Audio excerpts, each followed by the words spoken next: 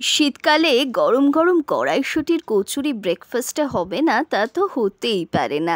আজকে চলুন আপনাদের সঙ্গে শেয়ার করব কড়াইশুঁটির কচুরি। যদিও সকলে জানেন, আর তার সঙ্গে নিয়ে নিয়েছি গরম গরম ছোলার ডাল। ছোলার ডালে একটু ফুলকপিও দিয়েছিলাম। দেখুন, পুরটা আগে থেকেই বানিয়ে নিয়েছি। রান্নাটা যেহেতু সবাই জানেন, তাই আলাদা করে আর কিছু বলছি না।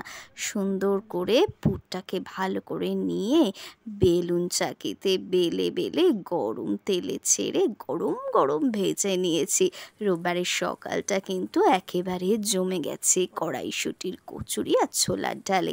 যদিও আমার এই কচুরি দিয়ে মাংস খেতেই বেশি ভালো লাগে।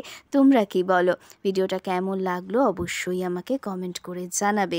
ভিডিওটা ভালো লাগলে একটা লাইক করবে আর আমার এই ছোট্ট চ্যানেলটাকে সাবস্ক্রাইব করে পাশে থাকবে।